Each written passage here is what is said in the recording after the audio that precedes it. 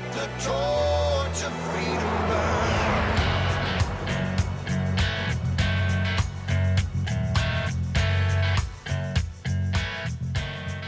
What makes a nation great? What principles produce freedom and prosperity and liberty in a culture? Welcome to WallBuilders Live. This is the intersection of faith and the culture, where we're always taking the hottest topics of the day and we're addressing them from a biblical, historical, and constitutional perspective. We do that so that we know what works and what doesn't work. What are the principles that we want to sow into our culture, into our neighborhoods, our state, our nation? What are the things that will produce freedom and liberty? That's always the topic here at WallBuilders Live. We always have great guests for you. We'll continue to have some great guests this week, and of course our Foundations of Freedom Thursday programs and our Good News Friday programs. You don't want to miss any of it, but if you do miss anything, it'll be at wallbuilderslive.com. Wallbuilderslive.com, that's the place you can get archives of the program, a list of stations that we're on, and of course that's the place you can make that one-time or monthly contribution. We sure appreciate you coming alongside us in that way. It amplifies our voice. We reach more people with this truth. My name is Rick Green. I'm a former Texas legislator and America's Constitution coach, and I am honored to be here with David Barton. He's America's premier historian and our founder at WallBuilders. Also with Tim Barton, national speaker and pastor and president of WallBuilders. All right, David and Tim, we got Mark David Hall back with us today. We've had him on frequently, great historian and professor out of George Fox University. But we had a listener question. I'll throw it to you guys first, and then we'll get Professor Hall on in just a few minutes. And the question comes from Parks Wilson. And the question is this: I'd love to hear a program on the history of revivals and great awakenings in America. I heard once that there were multiple revivals in the history of America. And so, of course, we hear about the first and second Great Awakenings. I think that's what we'll probably talk to Professor Hall about. But, man, we've even covered revivals in a lot of our curriculum for high schoolers, for the government course, did a couple of Foundations of Freedom television episodes about revivals. Huge part of why America is America comes from those revivals. Yeah, Rick, with revivals, there are a lot of writings on revivals. There's a lot of historians who have examined them.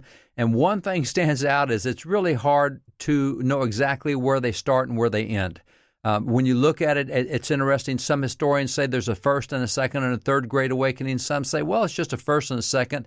But some break the second into a second and a third. And then you've got the turn-of-the-century revivals, the D.L. Moody's and the Ira Sankeys. And then you've got the Azusa Street revival right up to the 1900s. And then you've got the revivals of people like Billy Sunday and so many others.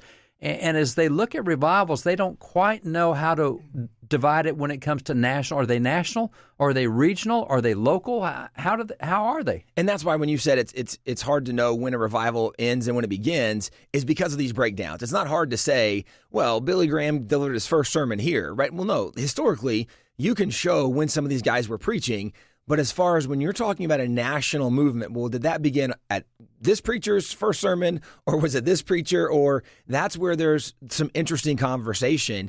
But big picture, I think one of the things that is not controversial to say, and I'm saying that it's not controversial for us to say we totally agree with it. Some people disagree with it, but it's unquestioned that faith and revivals played a significant role in shaping America. America largely, for literally centuries, was a very religious nation where people were interested in God and what God had for them and who God was and learning to live according to Scripture on some level. And so the history of revivals, it really is kind of a fun study, Dad. We've talked about a lot of these guys over the years. I know, Rick, as you've even done things, we all three of us as speakers, we've talked about some of these guys. Certainly the easiest ones to talk about are the noted ones from the first or the second Great Awakening. But even in the history of the Revolution, the role that pastors played in the Revolution, or the role that pastors played in the abolition movement leading up to the end of slavery in America, it's unquestioned that pastors and churches have been very significant, and revivals have been part of stirring the people up to get engaged, to make a difference in society. And this is where, Dad, I think the way that we would probably define revival is when you see the impact of faith begin to shift culturally, okay, that's a revival because things are different than what they were before this movement. And this is maybe where we would describe and define revivals different than maybe some other historians, just because when Jesus talks about you judge a tree by the fruits, when you can begin to judge the fruit and you see that there was a cultural impact, that things are now changed, that things are different, we would say there was a revival that caused that change to be different. that's where it's easy to look at the First or the Second Great Awakening and recognize there were some major cultural shifts happening because of that. There's many other times when unquestionably God was moving in denominations or in churches because of this pastor, and maybe it wasn't quite the national culture shift, but maybe for this state or this community, things changed forever in this community because of what was happening here. That's where we might break down the difference between a national revival or a local revival, a state revival. But I think big picture, certainly we would agree that there have been a lot of revivals in American history. There have been, and just kind of following up on what you said, even the ones that we call national revivals are national because there were so many local communities across the nation that had revivals that it looked like it was a national movement, and it was a national movement. But I'll just use George Whitefield as an example. I mean, this is a guy that we're told that he preached 34 years in America. He preached 18,000 sermons. People like Ben Franklin and John Adams and Thomas Jefferson all point to him as, without the First Great Awakening, Whitefield was a central part of that, you wouldn't have America. But you look at Whitefield, the other factor that's so significant is we're told that 80% of all Americans physically heard him preach a sermon. Now consider that. 80% of people heard him do it, and without the technology back then, that just means he was in that many communities. He went to so many towns in America, and there was so much revival in so many towns that it changed the culture in those towns. And as those towns changed, it changed the county, and that changed the state. Well, eventually the nation changes. And so a national revival, it's not like it starts up top with a national figure. It goes community to community, state to state, region to region, and it becomes a national movement. And so that's the other thing. I think the definition we have today is often we need a national revival so that the whole nation will be healthy and healed. Wait a minute, a national revival is really the product of communities being changed by faith having an impact in their communities, and then that changes the region, that changes the state, that will change the nation. But it comes from the bottom up, not from the top down. But there's a lot of stuff on revivals, really significant. I would send you also to our book, The American Story. We cover a lot about the First Great Awakening, particularly there. It's a really significant movement. But also Mark David Hall, professor at George Fox University. This is an area he spent a lot of time in. And so we thought this would be good to also ask Professor Hall and see what he says about revivals, what they look like, what's characteristic of them, and what do they do in a nation when you have one. Professor Mark David Hall, when we return, stay with us. You're listening to WallBuilders Live.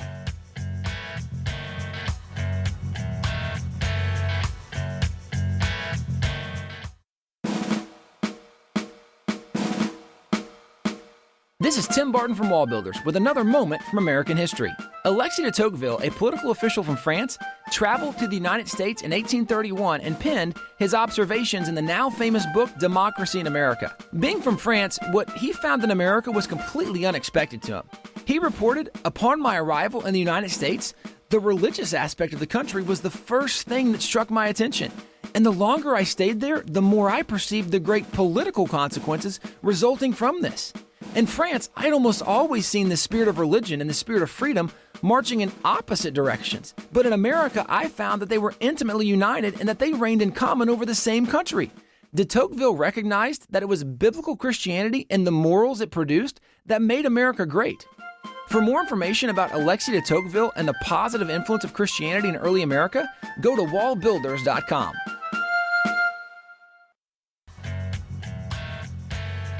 We're back here on WallBuilders Live. Thanks for staying with us. Good to have Mark David Hall back with us. Always recommend his books, and we'll have links to those today at our website as well. Mark, good to have you back, sir. Thanks so much. It's great to be back.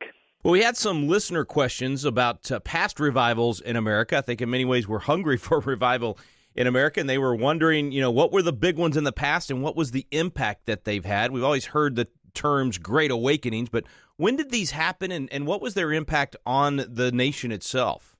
Yeah, that's a great question. So one thing I would begin by stipulating is in the early 18th century, almost every American of European descent would have identified himself or herself as a Christian. And so in the 1730s, 1740s, you had the First Great Awakening, which were these great revivals where the people like George Whitefield and Jonathan Edwards preached the gospel. And these people, many of whom probably were Christians already, they were convicted. And they thought, oh, my goodness, I maybe haven't truly committed myself to Jesus Christ.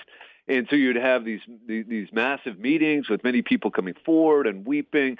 And I think probably a good way to think about it would be, in our language today, they'd be recommitting themselves to Jesus Christ. one of the things that came from this is these revivalists tended to preach outside of the established churches. And the established churches didn't necessarily like this because they were calling actually for a more conservative form of Christianity. And so oftentimes the state legislatures would try to put a damper on these revivals. And so this led those influenced by the revivals to challenge these sorts of restrictions. And so I think you think about the timeline here, the 1730s, 1740s. So ordinary people are being encouraged to challenge the powers that be when their liberties, as they conceived of them, were threatened, at least in their eyes. And this, I think, helped prepare the way for the War for American Independence, where in this case you had the Crown and Parliament attempting to impose their will on the American colonies in a way that they saw to be a violation of their rights, and they already had practice in this. They knew what to do. They began to protest. They sent in petitions, and eventually they resisted through force of arms. Now, you didn't have any of that sort of thing in the First Great Awakening, but you certainly did in the War for American Independence. And they may not have done that without the First Great Awakening, because they wouldn't have, even if they questioned authority personally, they might not have had the courage to do anything about it. I think that it's a distinct possibility, and there have been other scholars who have made that sort of argument.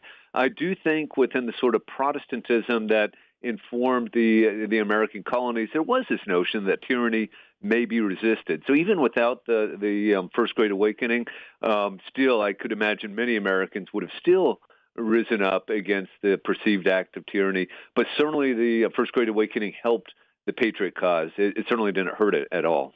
I wonder if when you look at some of the sermons of Whitefield and others that led to that First Great Awakening, was there more emphasis on biblical application in your life, or was that even much of a topic? I mean, did they have the same struggle back then that we seem to have in the church today, where there's not a lot of life application in all these different areas? We almost kind of separate certain areas of our life from biblical perspective. Was that an issue at all back then, and did they address that at all? That's a great question. My sense is, and it's only a sense because I've not gone through all the ministers and all the sermons, that probably in your Reformed or your Calvinist churches, your Congregationalist churches, your Presbyterian churches, in this era, that they would be preaching the gospel, preaching the Bible, and being very concerned about life application. Maybe not so much the Anglican Church, the Church of England in America, but that's only about 15% of the American population. The Calvinists being more to 50 to 75%. I think a key difference, though, is emotion. So if you were to go to church at say, the First Congregationalist Church of Hartford or New Haven, you would find a very rigorous activity. You would probably be an hour and a half, 2 hours long, maybe an hour-long sermon that would be very, very well thought out, based on the Bible, theologically rich. One of the things these revivalists did is they said, look, we need a little bit more emotion here. So George Whitefield actually studied acting for a time, and he had the ability to speak to large crowds and to move their hearts as well as their minds. So that's one thing I would say is distinctive about the First Great Awakening. Again, I'm not saying it's better. I'm not saying it's worse. I just think it's something different. It's something we see today in a lot of you compare churches in your town, and you might know some that are very solid biblically, but maybe not a lot of excitement there. Maybe others that are full of excitement, but maybe not so solidly grounded in the Bible. And what you want, of course, is a nice mix of the two. No, that's a great point, and that mix allows you to reach more people, because a lot of people, if it's just the esoteric arguments and almost philosophical in the sermon all the time, doesn't give them much of that application or that passion for serving Christ. Another thing I was curious about was just the hard work of those ministers. I've heard about how Whitefield just day after day after day on horseback and message after message, and just thousands of messages over the years across the country. So this didn't come easy. I mean, the First Great Awakening, for instance, there was a lot of sowing into the culture before the harvest was there. No, that's exactly right. George Whitefield was a workhorse. He really was. He's from England, of course, and he came over to America a couple of times, and he would ride from Georgia all the way up to what we now call Maine, preaching regularly, preaching outdoors. The numbers I've seen, I'm not sure these are exactly accurate, but something like he preached, I believe, in his Boston Commons to something like 15,000 people. That might be an exaggeration, but it's definitely well over 10,000 without a microphone. This Wow. is just sort of insane to think about. And at the time, Or having any Hall's cough drops to help. that's right. No, and he often did get ill because of this. I think it's fair to say in the 1740s he was the most well-known person in the British Empire beside the king. Maybe one of the first real celebrities, international celebrities. Wow. Okay, so let's fast forward to second grade. So first Great Awakening, most of that revival time was 30s, 40s, 1730s, 40s, 50s, leading up to the Revolution. When did the Second Great Awakening start? Well, without getting into the scholarly weeds, some people have started to question this idea of First Great Awakening versus Second Great Awakening, and they've said really what's going on is a series of revivals that might shift from place to place. But it is the case that most scholars do speak of the First Great Awakening, primarily the 17th and 30s and 40s into the 50s, and then the Second Great Awakening, which maybe starts as early as 1798, but most scholars will say for sure the 1820s, 1830s are where scholars usually date the Second Great Awakening. And what you have here is something similar to the First Great Awakening, but a very important change. So in these Second Great Awakenings, again, the vast majority of Americans would have said, I am a Christian, I am a Presbyterian, I'm an Anglican, something of that sort.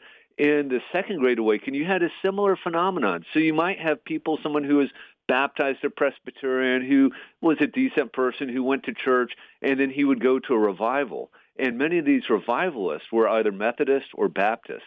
And he would hear this person exhort the gospel and move his heart and have what he thought was a conversion experience. And I emphasize that because my guess is many of these people actually were Christians before they had this conversion experience. But nonetheless, they had a conversion experience.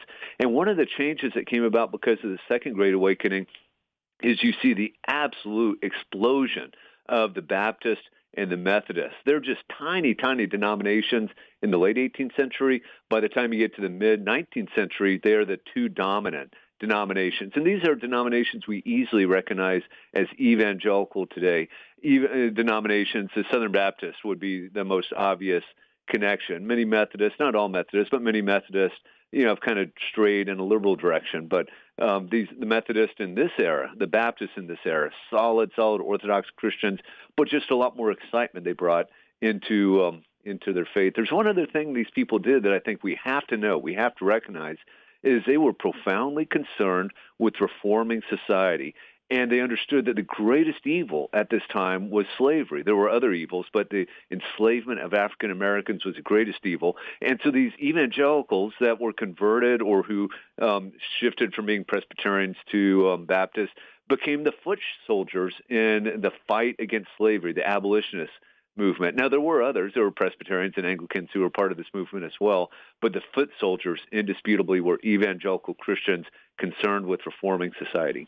You read my mind on what my last question was going to be, and that is what was the major cultural impact, and it would have been the end of slavery eventually as a result of that. So revival is important to the culture. It really does, sow good values into the ground, into the culture, and sometimes it takes decades to reap the benefit of that. But we could sure use another revival in our country today. Actually, I said last question. This one off the top of my head. Just what would you look for as a sign that a revival was happening? If you were trying to, based on history, say, hey, maybe this is happening again or could be happening soon. Yeah, and there certainly have been several other major revivals in the late 19th century, the mid-20th century. But as we discussed, I'm just not an expert on those, so I'm not really capable of speaking to them with authority. I mean, these are noticed by everyone. I mean, it's a huge movement, and even the skeptics, will notice it's going on, but say, what's going on? And they're marked with people being convicted, large numbers of people being convicted. Again, some of them, maybe many of them, actually were Christians in the sense that we would have seen them in heaven one day, regardless of this sort of conviction. But indisputably, they became convicted. They recommitted their lives to Jesus Christ. Of course, historically, many, some might have become Christians. I would say today, with something like 35% of Americans basically saying, I'm maybe not an atheist, but I don't really have any religion. I think one of the great marks of a revival of today would be these sorts of nuns, N-O-N-E-S, being attracted to church meetings or tent meetings or Coliseum meetings where people are preaching the gospel.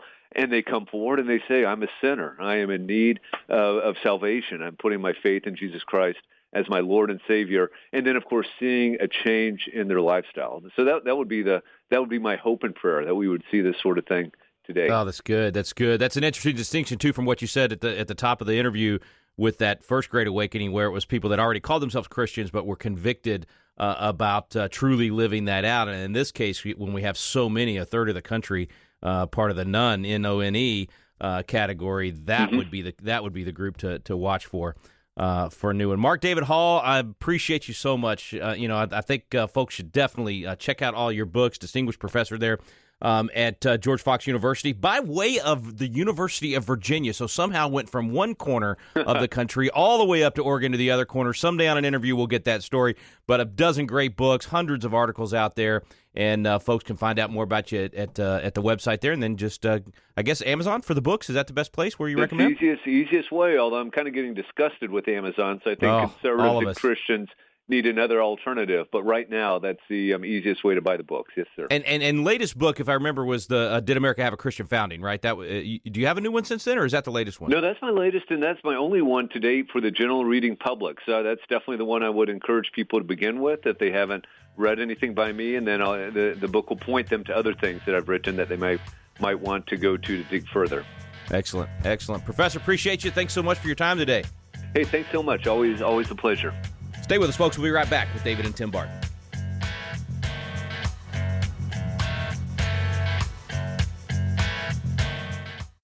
Hey guys, we want to let you know about a new resource we have here at WallBuilders called The American Story. For years, people have been asking us to do a history book, and we've finally done it. We start with Christopher Columbus and go roughly through Abraham Lincoln, and one of the things that so often we hear today are about the imperfections of America, or how so many people in America that used to be celebrated or honored really aren't good or honorable people. One of the things we acknowledge quickly in the book is that the entire world is full of people who are sinful and need a Savior, because the Bible even tells us that all have sinned and fallen short of the glory of God. And yet what we see through history, and certainly is evident in America, is how a perfect God uses imperfect people and does great things through them. The story of America is not the story of perfect people, but you see time and time again how God got involved in the process and used these imperfect people to do great things that impacted the entire world from America. To find out more, go to wallbuilders.com and check out The American Story.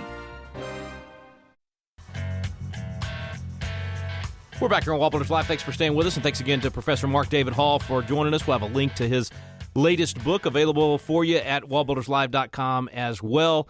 And back with David and Tim. Guys, I mean, basically from what he's saying, and David, from what you said earlier in the program, it does begin with us. I mean, we can be part of that revival in our own communities.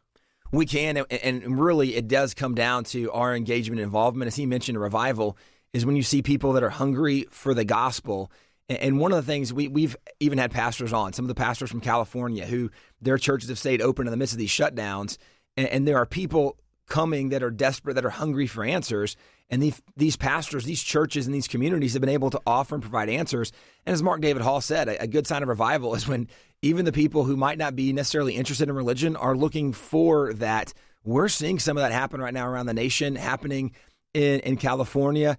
To back up to the beginning of the interview, I love that he pointed out, when you look at like the First Great Awakening, it's not like the awakening was bringing people to Christ necessarily, because the vast majority of Americans, the ones especially that came from Europe, would have already self-identified as Christian. And I really appreciated he said that, because this is something, guys, as we travel and speak, we will periodically get pushback on the fact that people will say, well, America wasn't really that religious. It wasn't founded on religion, that people weren't really Christians, that even the founding fathers were atheists, agnostics, and deists. And it's like, no, if you just read some basic writing, study basic history, you'd realize that America was by and large a religious continent. And by religious, specifically the religion of Christianity. These were by and large Christians, but the First Great Awakening helped remind people, oh yeah, we need to live according to this faith that we acknowledge to be true.